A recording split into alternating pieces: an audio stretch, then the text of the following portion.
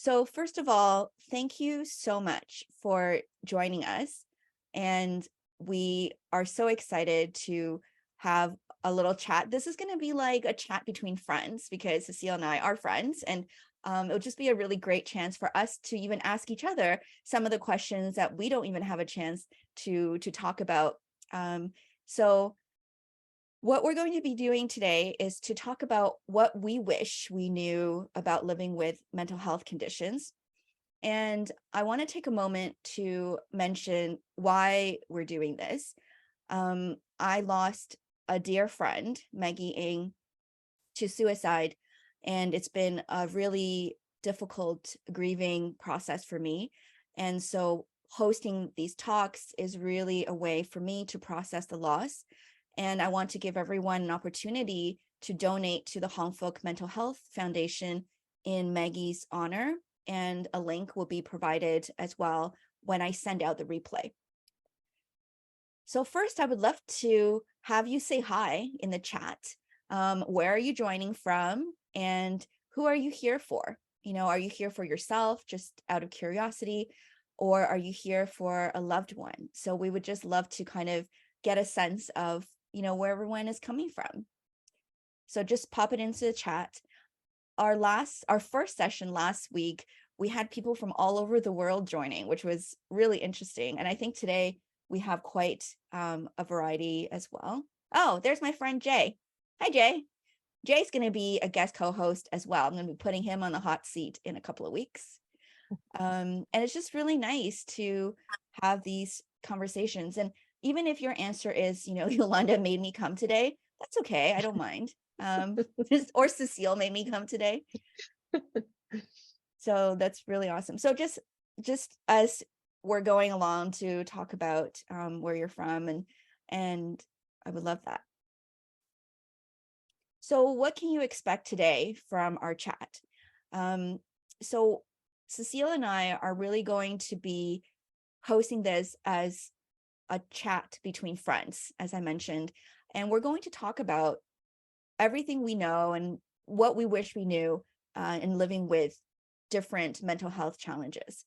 So first, we're going to talk about kind of introductions to give you an idea of who we are, what we've done, and then we're going to share some of our lessons. And then we're going to jump right into Q&A. And as questions pop up for you, please feel free to put them in the chat as well, because we might pause our sharing and our conversations to answer a question that is related.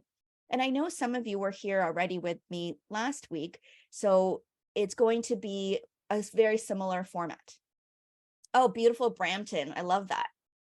And then at the end, I'm going to share with you this initiative that I'm starting called the Weekly Courage Circle. So that's kind of what you can expect today. So first, just a little bit about Cecile. I'm going to do my best job in introducing her, and then I'll give her a chance to add anything that I have missed, which I'm sure will be different things.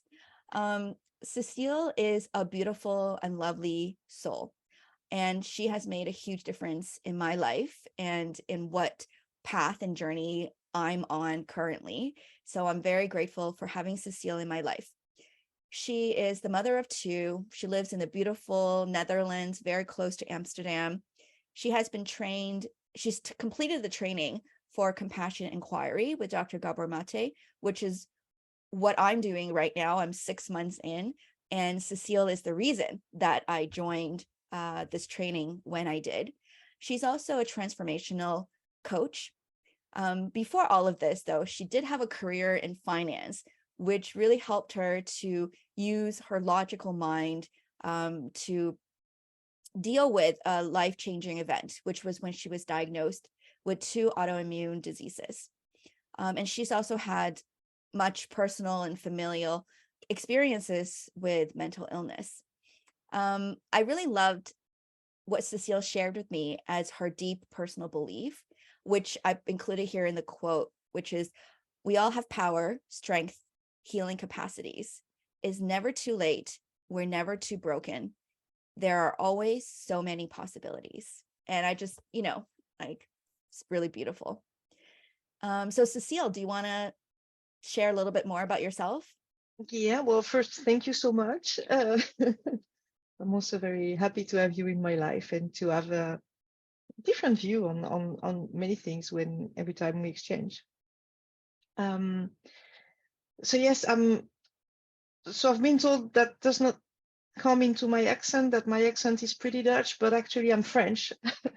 I lived a bit all over the world, in West Africa, in Spain, in Morocco, in France, and now in Netherlands. And um, there are so many things indeed that I would have loved to know about mental health and living with mental health challenges, and about diagnostic, and um, about what it's like to be in a family with mental health challenges, and what it means for other members of the family, and the impact it has on everyone, really. And I'm very happy that nowadays there is less and less taboo about it, and we can open the conversation. But I know it's not the same everywhere. I know there are many families where it's not something we can talk about. So I think it's very important that we have those kind of discussions, that everyone, as much as we can, we open those discussions, because this can really change life of people. Yeah, absolutely. Thank you so much for being here and really being willing to share vulnerably, because like you said, like it's life-saving, right? Yeah. So thank you.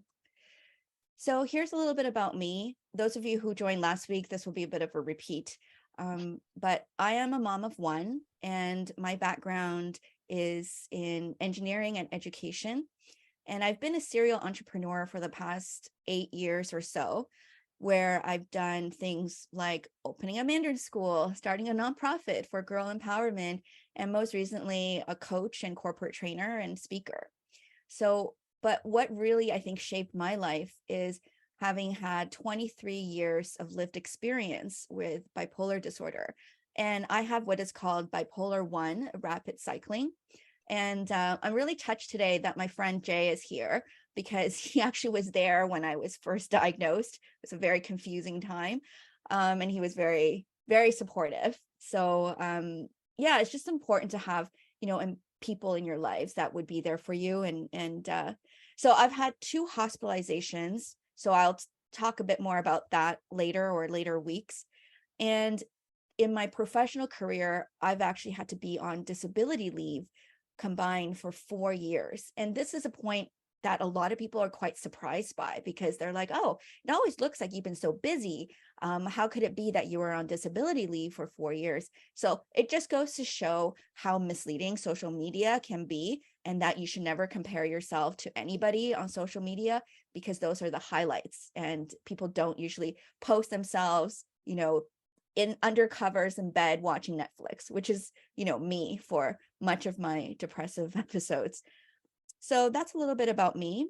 And just kind of for housekeeping and setting the tone, I just want to mention that you are definitely in the right place with me and Cecile if you or someone you care about live with mental health challenges, or if you want to learn from our combined lived experiences, and you're just willing to keep an open mind to learn and hear more experiences.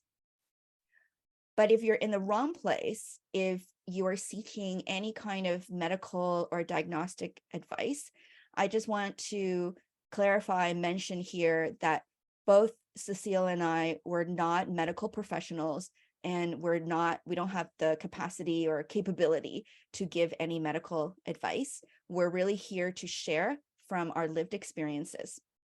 And also, you're in the wrong place if you just can't keep an open mind about mental health challenges. We're not here to debate with you about what's right, what's wrong. We're just here to share with you from what we know. And we definitely don't have all the answers either, or any quick fixes, because if we did, we wouldn't be here.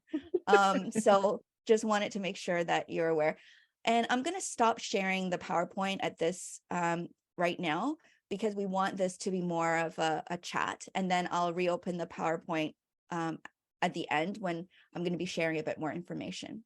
So Yeah, so Cecile, I always think that there's never enough chances to talk about mental health, Yeah, and I know that you agree as well. So, yeah. do you want to share maybe one thing to kick us off? Like, what is something you wished you knew when you were first diagnosed, or when you first heard about mental health challenges that you had to live with? I think for me, it's even about I had zero education. I knew nothing. Um, and it was to the point where my grandmother was not even yet diagnosed bipolar at the time. She has been diagnosed in her young age as I don't know what would be the name in English, but something like moody having the blues. She was treated with electroshocks, and we learned she was bipolar years after that. And then she found lithium, and then she had a normal life again. But so the only thing I knew was that it was something we didn't talk about. It was something that impacted my life a lot already, because my grandmother could not take care of her three sons most of the time. So they were placed in family with different members of family, and they had to grow without their mom because she was in bed most of the time. So even before knowing anything about it, the impact on my family, on how my dad was experiencing his life as a young boy, and of course then how he was as a father, was already completely impacted by that. And my first contact, let's say, with something that looked like a diagnostic, I was in my 20s. I went to a therapist about cognitive behavioral therapy relating to my eating habit, sorry. And I have a meeting with that doctor, and we discuss 40 minutes, and then he tells me, "Oh, I think you're bipolar." That was such a shock for me, to have a doctor giving me a diagnostic in 40 minutes, without even, I was really young, without even any preparation, not asking me what I know about this, and he was like, "Yeah, so that's what I think. When will be your next appointment?" I looked at him and I laughed. And I left saying, "That guy is crazy. Those people are crazy. Well, no wonder we can't talk about that. Those people are all crazy." So that was my first, I would say, yeah, direct contact with this world. And it was so scary. It was full of shame. We don't talk about this. It was scary. And it was as if that doctor had some power over my life.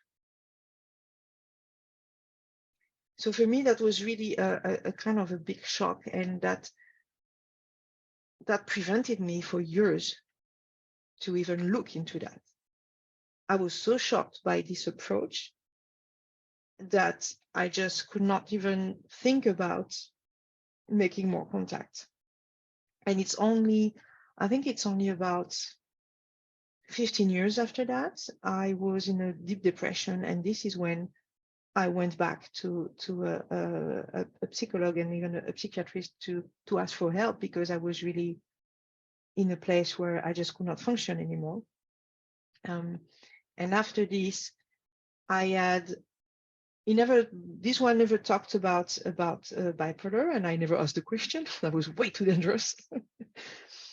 I was diagnosed with depression, and much later on, pretty recently actually, about 4 or 5 years ago, someone I went to for more help. I was first diagnosed with PTSD, linked to a trauma that I suppressed for more than 20 years. And once I handled the PTSD and went for help like EMDR, and that things were going much better at this point, this is when I started to see things so what I believe was my personality that did not make much sense for me and were really strange and were frightening. So I went again for evaluation, and I've been told then that there were chances of bipolar 2, but it was not completely confirmed. And then, oh, but well, maybe that's also a bit of borderline personality disorder. So again, the contact was really strange for me and scary. And at the time, I was really into this belief that a diagnostic would change my life and kind of put a stamp on my face and change my opportunities in life, and definitely change the way I saw myself.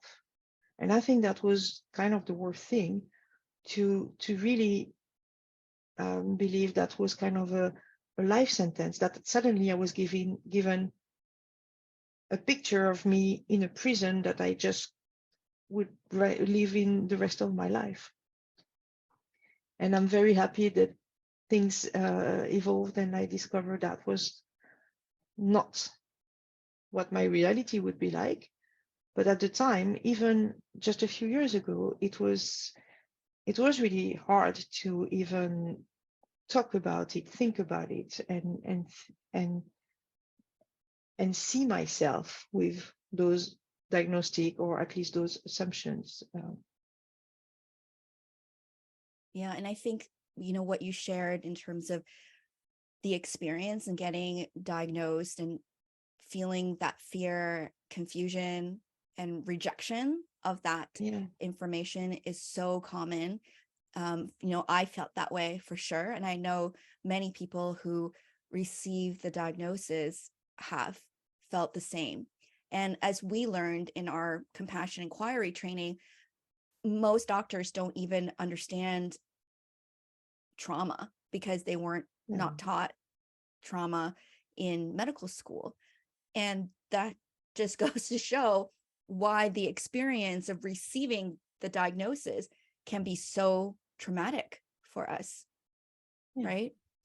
So I guess that brings up a question for me when I was listening to you share this experience, because I share that experience. I can almost say ditto. That's exactly how I felt. My life is over. I'm no longer, I'm labeled now, I have a stamp on my head, like everything is not good. I guess I'm curious, like, how would that have been a better way to receive that kind of information? Like, what would have helped you in that case to receive the diagnosis with less shame and less stigma? I think that's a discussion I had again recently with my therapist. So many things changed in my life since then. Today, all of the, let's say, most of the symptoms, all of the symptoms I experienced are just, since about 2 years, they are just not there anymore, or in let's say in a proportion which is maybe a tenth of what it was when they are still there. So it's really, for me, it has been a very strange experience, actually, to have everything blow up and then everything decrease again. And when I discussed with my therapist about this a few weeks ago, and I asked him, I said, what do you think? Because so he knows about all the diagnostic or assumptions that I received. So what do you think now? Because he knows me now for 1 year. We work weekly together. And I was really curious, what was his diagnostic? What was the label he would put? And what his answer was perfect. His answer was, all of this is a scope. So this is not something that is fixed in time. This is not something that defines you. This diagnostic is a picture in a moment in time of the processes which are going on. And maybe it has been stable for years, and maybe it will be stable for years, but maybe not. And maybe that's going to change a lot. And we all have most of those traits.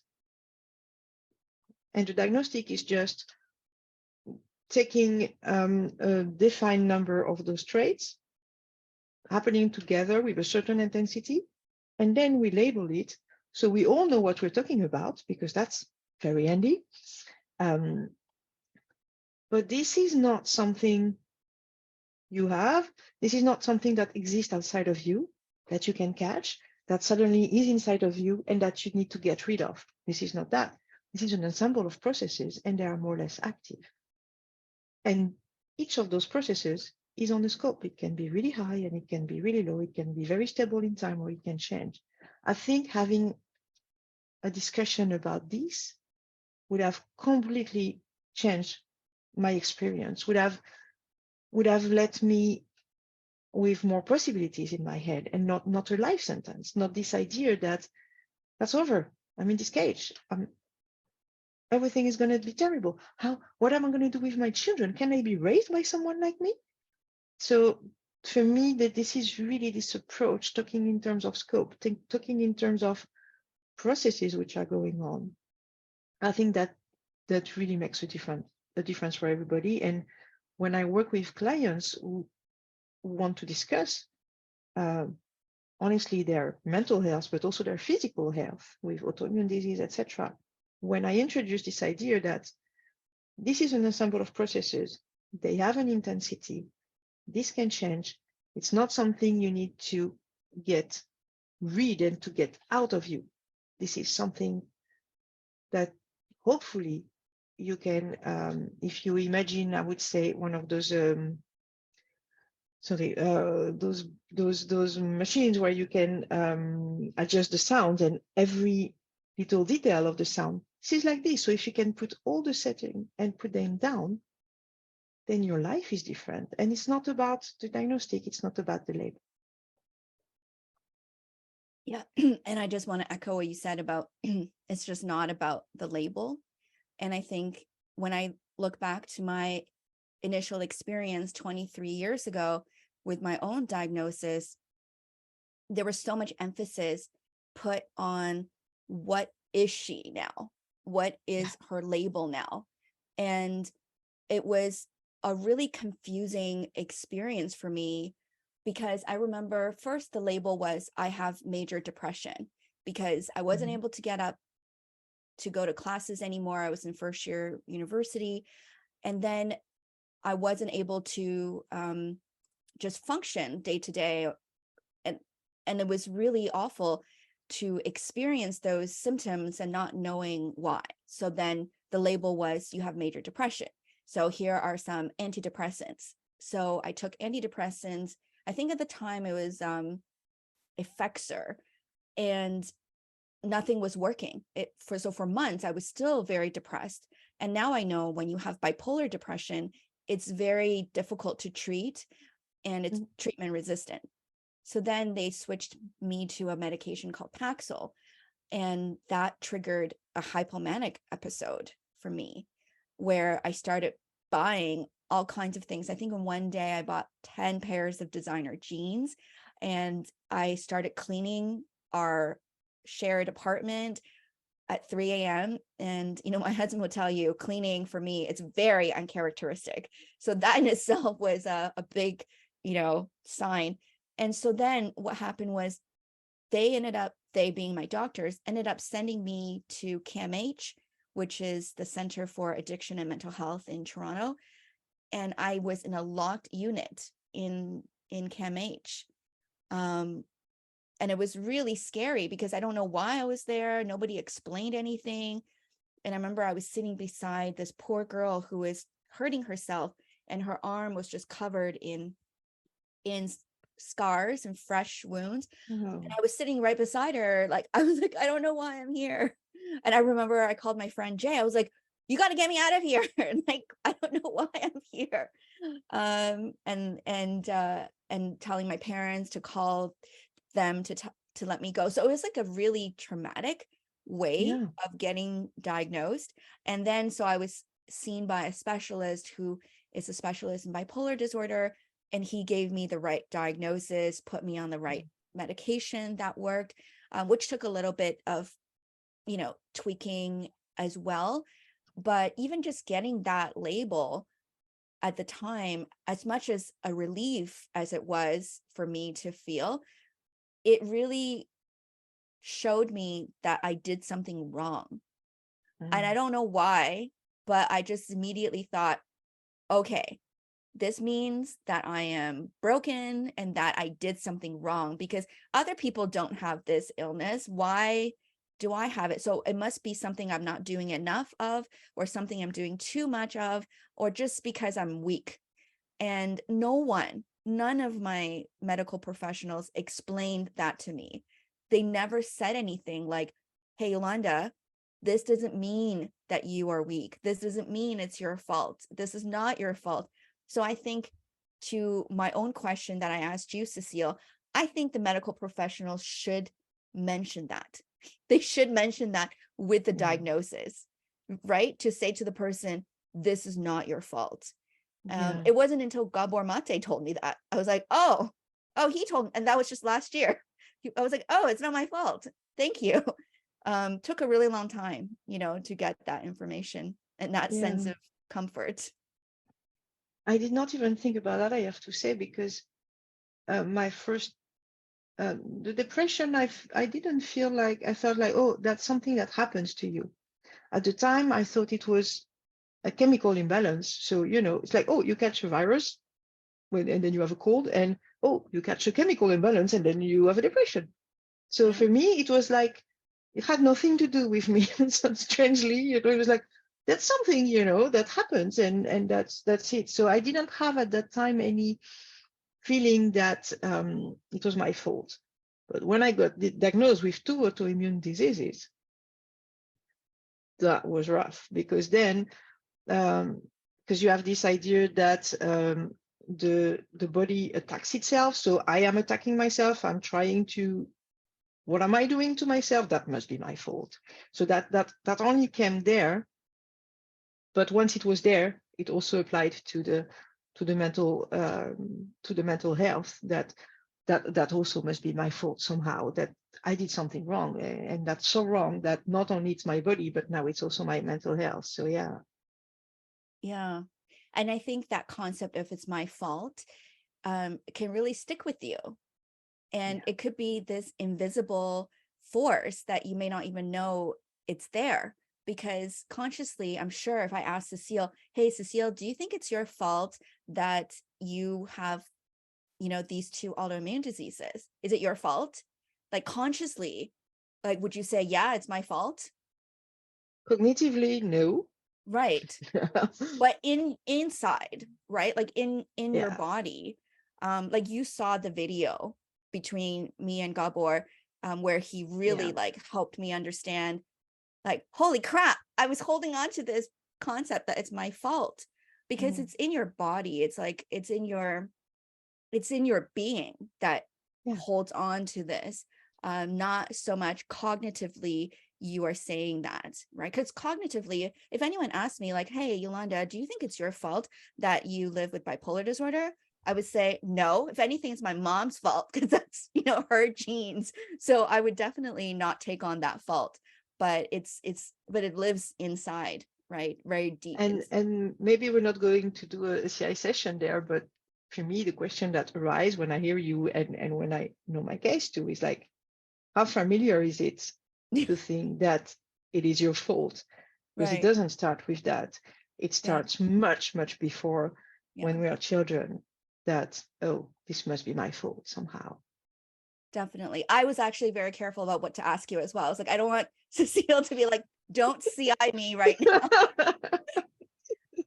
You know what? Let's take a moment to answer a couple of the questions, comments. Yes, definitely. So Jason said, did you feel that you were stereotyped and therefore would be stereotyped forever? If so, then was it stressful to try to not to be labeled? Do you want to answer first, Cecile? Yeah. Yeah, for me, the first times when I thought about labels, there was not much relief actually, because the first time I discussed with a therapist about this, my strange behavior was pretty intense but it was pretty recent. So it was as if, oh my God, I get out of PTSD, I get out of this and this, and now what? What do you mean now? I might be bipolar. You're kidding me, right? So there was not even relief, because it was not as if I was living with that for a long time and finally have an explanation. It was just like, well, something more that never ends. You're kidding me? And there was definitely this this fear of having a label and being limited in my life. And somehow that came also with the idea that I had to disclose it. I remember, and I did, happily not too much. When I say happily not too much, because you have to disclose it if you want to disclose it. It's not something you have to do. But I remember I was just starting the training for compassionate inquiry. And I remember I sent an email to Sadaram. I was so panicked. I was like, oh, maybe you want me to stop the course because I just discovered I'm bipolar. For me, it was like, oh, that means my capacities maybe are less, my capacities to handle things, can I learn? What can I do with that? So it was definitely, I would have loved not to be diagnosed, I think, and not to receive this label. But I was, my behavior, because my hypomania was where my episodes were sudden, out of the blue, because that never happened before like that. And they were pretty scary. They were very intense. They took so many different forms. They were physically dangerous because I have rheumatoid arthritis, and I would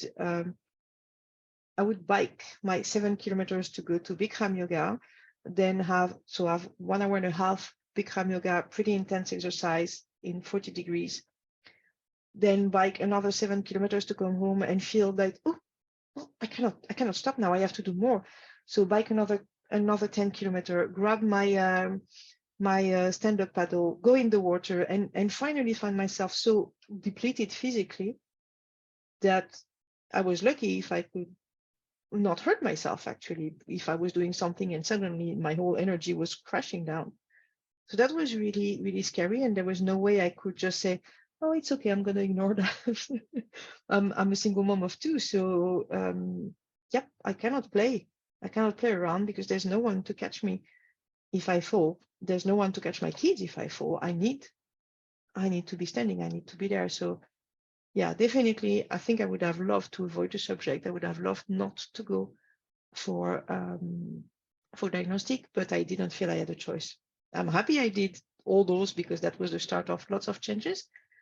But yeah, if I could have, I would have avoided. And I remember you telling me about disclosing to Sadaram, who is one of the founders of Compassion Inquiry. And then I said, do I have to tell her too? Because I thought maybe I also need to disclose. Yeah, it's so for me, it is a really mixed feeling.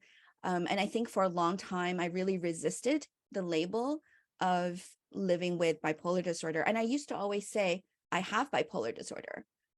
And I remember taking a course with Landmark, and my instructor brought me to the front of the room with like 200 people. And she said, you need to change your language. And I said, what do you mean? She said, you keep saying you have bipolar disorder. You don't have it. This is not something that you possess. This is something that you live with. And so she made me repeat it over and over again in front of the group to say, I live with bipolar disorder. I don't have it. It's just something I live with. And when, Cecile, I'm sure can relate to this, when we dig a lot deeper into the root of trauma and disease, you realize that the diagnosis is really just that. It's a label, and it's an explanation of a whole vast series of symptoms, but it doesn't necessarily explain who you are as a person. It just explains your symptoms, and it's just easier for the medical system to give you this kind of label. And would it be better if I didn't have the label? Absolutely, because I think living with this for so many years, you know, it did place a limit on a lot of the things that I did. And last week for the session, one of my colleagues from my first corporate job was on the session with me, and he said, you know, Yolanda, you were one of the best. I can't believe when you left that, you know, we lost such a good person. And it made me cry hearing what he said, not because I didn't think that about myself. I'm very confident. But it was that I didn't realize how many of my decisions were actually made because I live with bipolar disorder. I made it that I can't work in corporate. I can't do a demanding job like the one I had. And you know, my parents always said, you need to marry a nice guy, because I used to always be with not nice guys, I guess not as nice as my husband. Like, you need a nice guy, you know, who can be supportive and be there for you. And so a lot of my decisions in life were made because of this label that, you know, I live with bipolar disorder. And Jason's next part is, I wonder how we as a society can remove that sense of shame. Like, I think like this, like talking about it and being able to have conversations and not hide, because I used to really hide this part of me. I wouldn't tell anybody unless they're in my inner circle, because I just can't trust that people wouldn't judge me. And Cecile, I don't know when you were more comfortable to share with people about your conditions. So it's I don't have many filters. I share a lot of things. Since taking the CI training, you know, when for 1 year every week you train with people you at first don't even know, and you think you come up with a light subject for the training, and you end up in your childhood trauma and disclosing so much about yourself. I think I took the habit to disclose a lot, but I also took the habit to choose a lot who I allow around me. So it's not even a question for me. It's like it just comes up or it doesn't, but I never feel I have to. Mm. And if I feel I have to, that's just a sign that I should not be in that setting. If I feel I have to disclose something like that, Yeah, that's a responsibility, then that's just not the proper setting for me. yeah. And It's also like a to gut be feel. fully transparent, I don't even know if I can say I live with bipolar 2, because I've been told recently that I might not qualify anymore if I put it this way.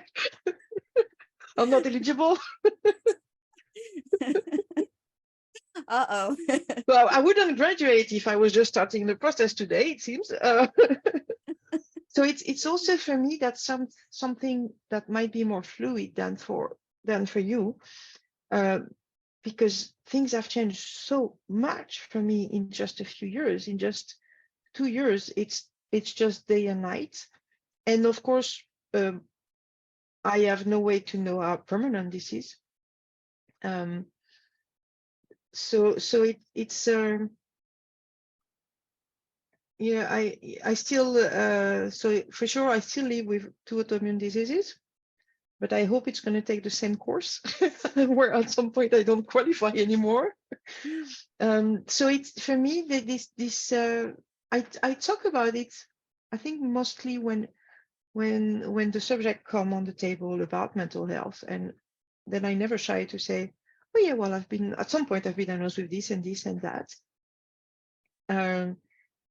But it's not something, yeah, it's a bit strange for me, because there's always this idea that I don't want people to think my life is super easy living with bipolar, so they should be as good, if you know what I mean. Given that, yeah, for now I would not qualify if we would only look at the last year. Yeah. It just goes to show how fluid, any kind of illnesses can be, but especially any kind of mental illness, because Yeah. you just never know how it evolves as well. And on the subject of disclosing, Jennifer asked a really good question here. She said she's been on a leave of absence for 2 months, and she's debating whether to tell her team or just generally say that she had mental health issues when she returns. And this is such a great question because it's something I've experienced kind of over and over again. And Jennifer, we're actually going to have a specific week just on this topic. And Jason is actually going to be my guest co-host because he leads a large tech company. And I wanted to talk about how do you receive this information as the leader, and what do you do with that information, and how do you help your team? But because you're asking that now, I think me and Cecile can maybe share a little bit from our own experiences of disclosing. So I can tell you that in my first job, when I worked at GE, I didn't tell anybody about anything. I had a panic attack during a major trade show, and I didn't tell anyone that, I thought I was having a heart attack. It was my first panic attack. I just didn't feel like I could. Not that anyone said anything, I just didn't feel like it. So I was just decided that myself. And then in my second job as a teacher, I started having rapid cycling. And in that, just to say I have depression wasn't really going to explain why some days I'm okay and then some days I'm not okay. And I didn't want them to think that I was faking it. I don't know why, but that thought keeps plaguing me, that people would think that I'm faking this illness. It's like, who wants to fake bipolar? But, like I just didn't want that to be there. And so I did start disclosing with my close group of teachers that I worked with. And it was really helpful for me to do that. And I had a leave of absence, a medical leave, a disability leave for 3 months. And I did think the exact same thing. How am I going to tell people when I come back? What are they going to say? What are they going to think?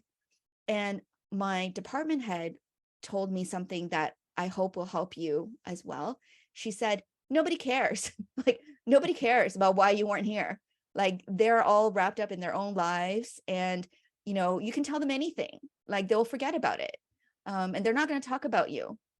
And it was true. It was definitely true. So for a long time I was only telling people that I live with depression because I found that to be easier to share. And that's what I did when I went back to work. I said I had depression. I didn't talk about bipolar.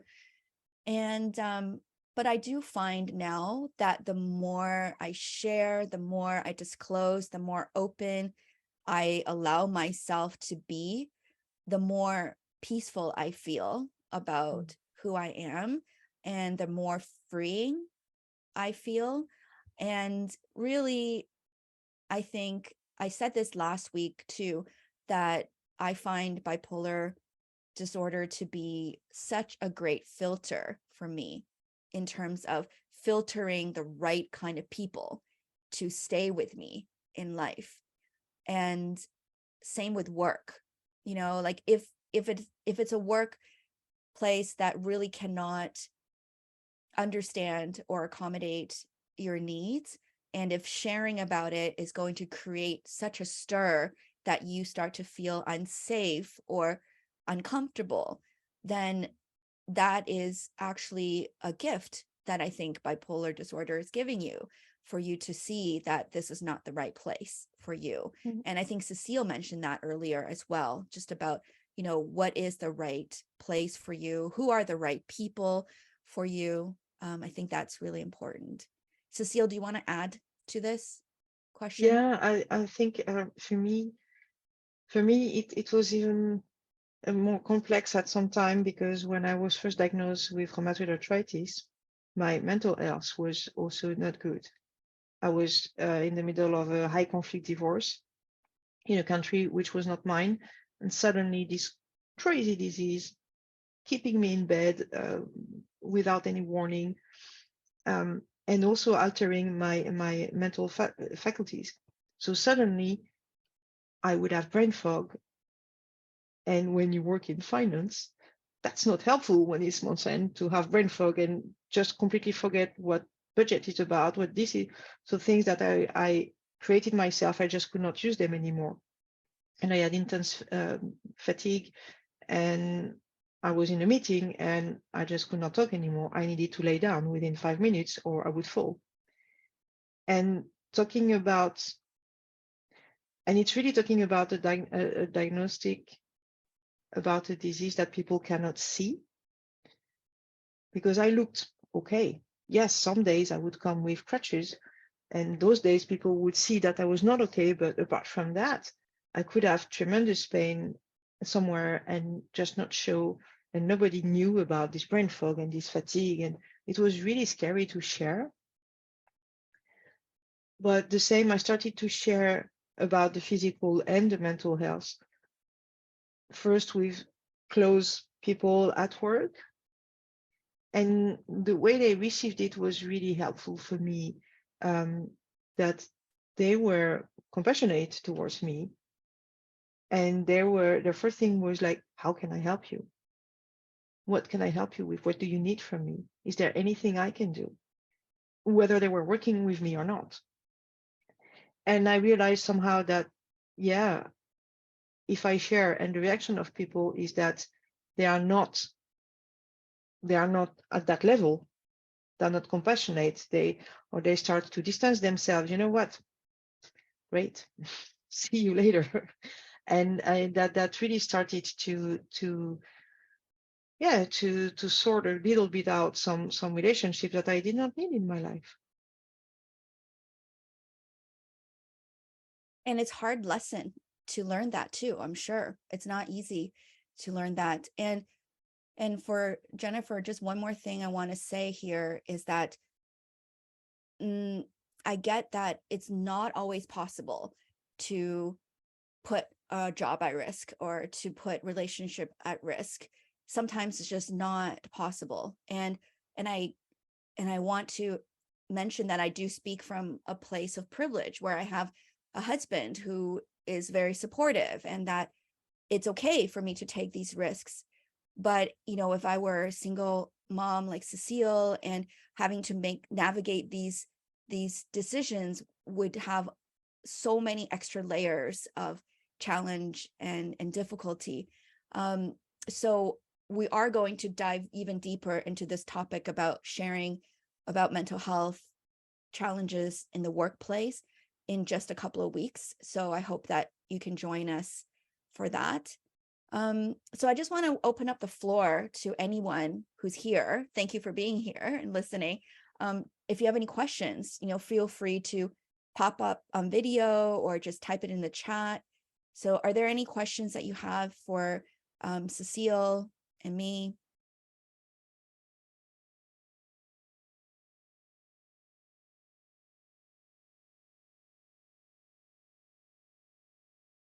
I'm always maybe in the first. meantime, if we have no question, there's something we just touched a little bit, Yeah. and for me that was so important when I finally realized about this.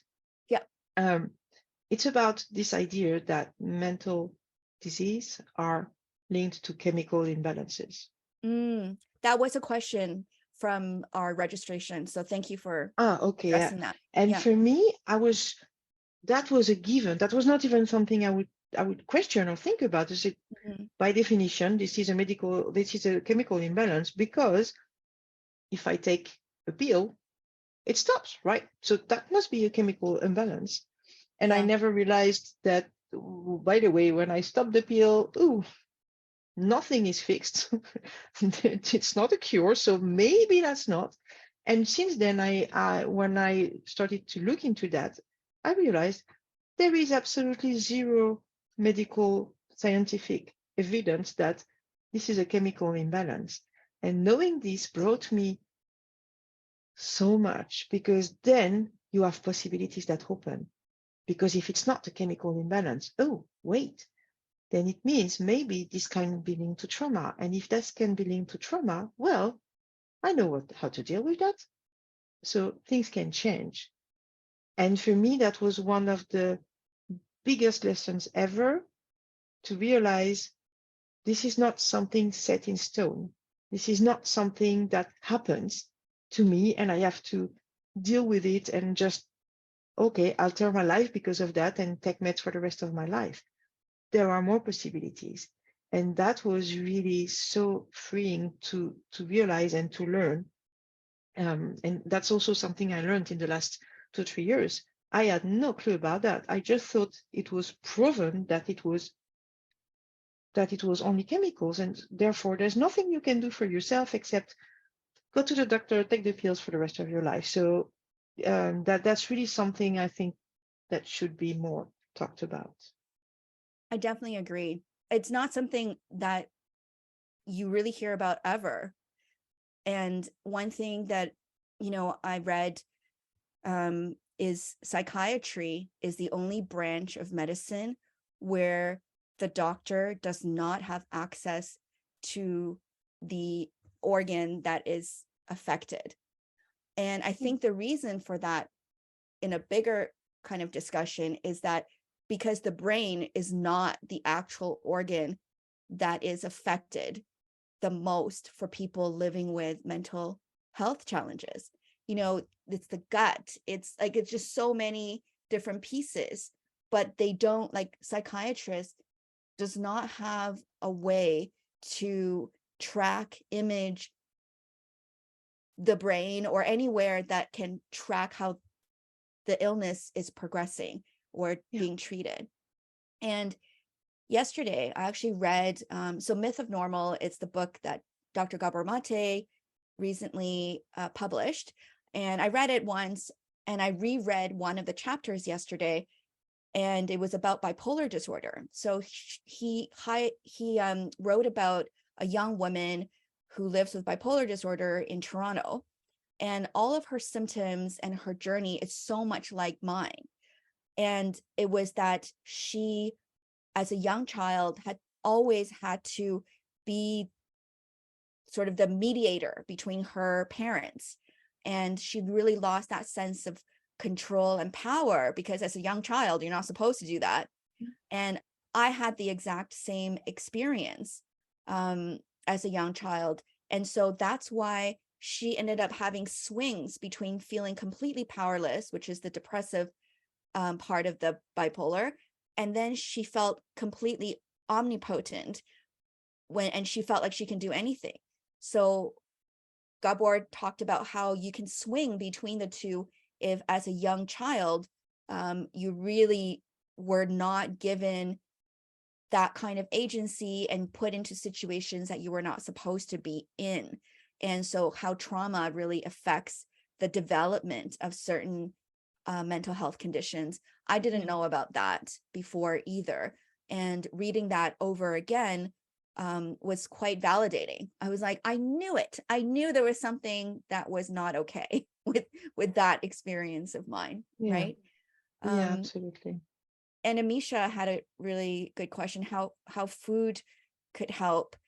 Yeah, Cecile, you're right. We definitely need a whole other session about food, because it is such a big part of, mental health in general, but healing and so on. So I just want especially I see that also from the point of view of autoimmune disease, and also the impact of nutrition is just huge. Maybe Cecile and I could do that as another session. What do you think, Cecile? Of course. Yeah. Okay, I think we will. I think that's a great idea, because I would also be very curious of what Cecile has to share too. So I just want to share something that I'm starting at the end of April, and is really to support the bipolar community. And I want to start what is called Courage Circles for people living with bipolar disorder to come together and share our experiences, resources, and just really give each other mutual support. And this is going to be on Thursday evenings from 8 to 9. And I thought we will do 10 of them. And each session, I will share a story, a lesson, and a resource, plus Q&A and sharing. So there is a cost to this Courage Circle, but I do want to offer financial assistance for anyone who wants to attend, and nobody will be turned away for their inability to pay. I just want anyone who wants to attend to be able to. So that's the Courage Circle. I will send out the link to that as well with the replay of today's session. And I also just want to really thank my friend Cecile for taking the time to be here and to share so many amazing lessons and stories with us. You are changing lives in all that you do in your normal life, but you're also changing lives here by sharing with us. So if people want to find you, could you just share with us what's the best way for them to get in touch with you? Well, this my website or my Instagram. You can find me on my website at by-cecile.com. And I will include Cecile's contact information in the email as well with the replay. Thank you. Yeah. So yes, and I will also share my my Instagram, which is by Cecile Coaching, and well, there you can have access to my Calendly, my WhatsApp, if you have questions or whatever. That's please be welcome. Amazing. Well, thank you everyone so much, and I'm looking forward to seeing you next week. I'm going to have a guest whose mother lived with bipolar disorder all of her life, and now he's written a book to honor her memories and to be able to share the journey with everyone. He's actually a Sportsnet producer, but he's going to be talking very vulnerably about emotions and his experience with his mother's bipolar disorder. So thank you, Cecile. Thank you, everybody. Have a great day. Thank you, Yolanda, and thank you very much, everybody, for your great questions and being here with us tonight.